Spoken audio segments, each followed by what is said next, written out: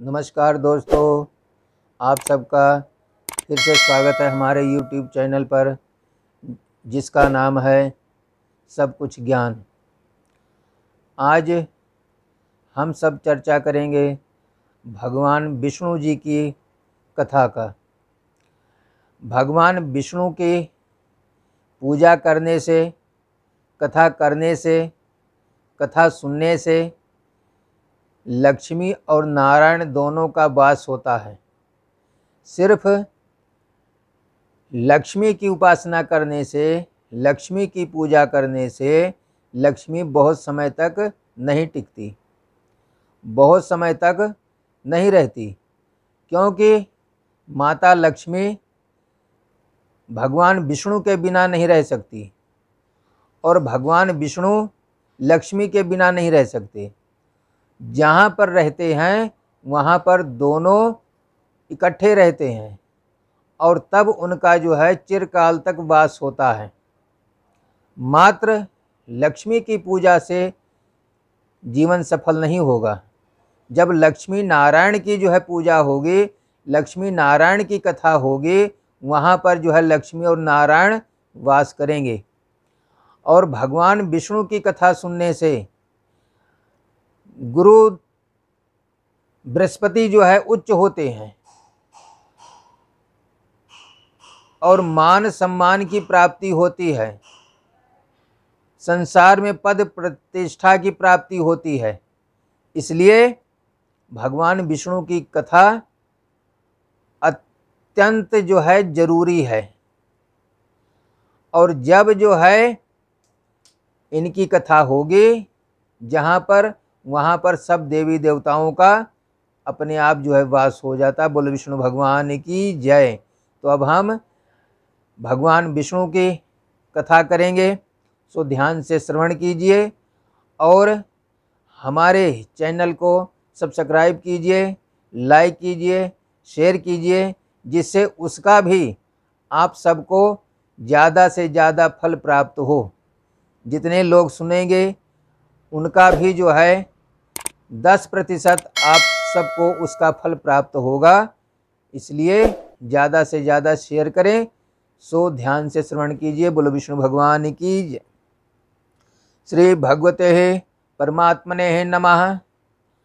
ओम विष्णुरराटमसि विष्णु सन्नपत्रेस्थो विष्णुसूरसि वैष्णुध्रुवसि वैष्णवमसि विष्णवे त्वः।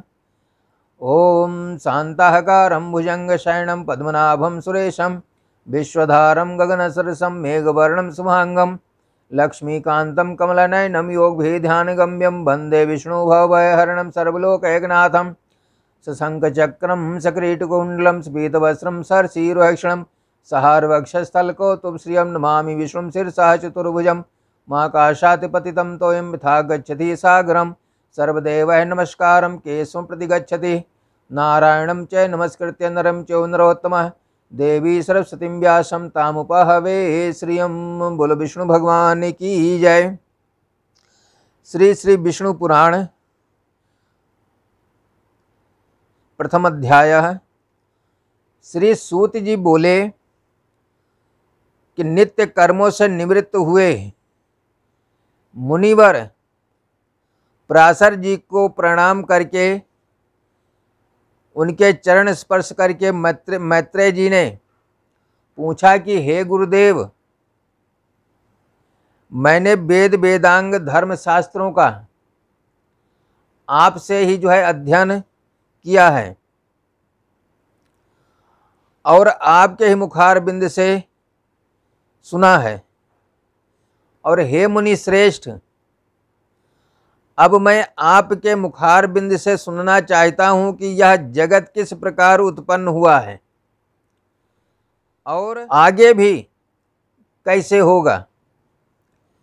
हे ब्राह्मण, इस संसार का उपादान कारण क्या है? यह संपूर्ण विचार चराचर किससे उत्पन्न हुआ है? यह पहले किसमें लीन था और आगे किसमें जो है लीन हो जाएगा? सब विस्तार पूर्वक कहिए।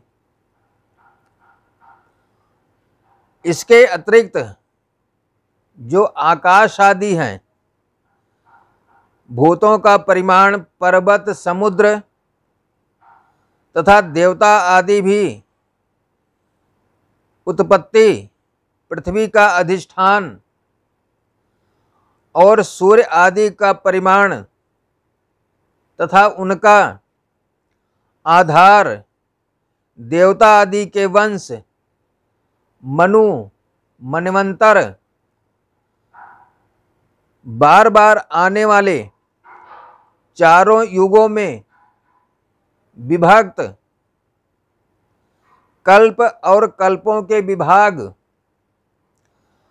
प्रलय का स्वरूप, युगों के जो है पृथक पृथक संपूर्ण धर्म, देव ऋषि और राजर्षियों के चरित्र,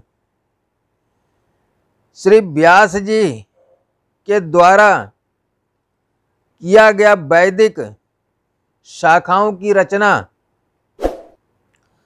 तथा ब्राह्मण आदि वर्ण और ब्रह्मचर्य आदि आश्रमों के धर्म, ये सब हे महामुने शक्ति नंदन मैं आपसे सुनना चाहता हूं। हे ब्राह्मण, आप सुनाइए ताकि आपकी कृपा से मैं यह सब जो है जान सकूं। श्री पराशर मुनि बोले कि हे धर्मज्ञ मैत्रेय जी, मेरे पितामह श्री वशिष्ठ जी ने जिसका वर्णन किया था, उस प्रसंग का तुमने मुझसे पूछ करके मुझे स्मरण कराया है, मुझे याद कराया है और उस प्रसंग का मैं आप सबसे वर्णन करूंगा। और हे मैत्रेय, जब मैंने सुना कि विश्वामित्र की प्रेरणा से पिताजी को राक्षसों ने खा लिया है, तो मुझको बड़ा भारी जो है क्रोध उत्पन्न हुआ। तब राक्षसों का विध्वंस करने के लिए, राक्षसों का नाश करने के लिए मैंने यज्ञ करना आरंभ किया। उस यज्ञ में सैकड़ों राक्षस जल करके भस्म हो गए। इस प्रकार उन राक्षसों का प्रायः नष्ट होते देख मेरे पितामह वशिष्ठ जी मुझसे बोले, हे वत्स, विशेष क्रोध करना ठीक नहीं है, अब इसे शांत करो। राक्षसों का इसमें कुछ भी अपराध नहीं है। तुम्हारे पिता के लिए तो ऐसा ही होना था। क्रोध तो मूर्खों का लक्षण है और क्रोध मूर्खों को ही आता है। विचारवानों को भला कैसे हो सकता है? भैया, भला कौन किसी को मारता है? अपने किए का फल पुरुष स्वयं ही भोगता है। हे प्रियवर, यह क्रोध तो मनुष्य के अत्यंत कष्ट से संचित यश और तप का भी प्रबल नाशक है। हे तात, लोक और परलोक दोनों को बिगाड़ने वाले इस क्रोध का महर्षिगण सर्वथा त्याग करते हैं, इसलिए तुम इसके वशीभूत मत हो। अब निरपराध राक्षसों को व्यर्थ में दग्ध करने वाले यज्ञ से कोई जो है लाभ नहीं है। अपने इस यज्ञ को समाप्त कर दो। साधुओं का धन तो सर्वदा जो है क्षमा होता है, महात्मा दादाजी के समझाने पर उनकी बातों के गौरव का विचार करके मैंने वह यज्ञ जो है समाप्त कर दिया। मुनि श्रेष्ठ भगवान वशिष्ठ जी इससे बहुत प्रसन्न हुए। उसी समय ब्रह्मा जी के पुत्र पुलस्त वहां आए। हे मैत्रेय, पितामह वशिष्ठ जी ने उन्हें अर्घ दिया।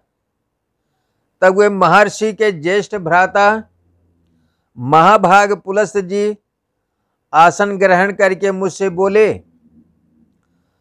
पुलस्त जी बोले कि तुमने चित्त में बड़ा बैर भाव रहने पर भी अपने बड़े बूढ़े वशिष्ठ जी के कहने से क्षमा स्वीकार किया है, इसलिए तुम संपूर्ण शास्त्रों के ज्ञाता होगे, ऐसा उन्होंने आशीर्वाद दिया।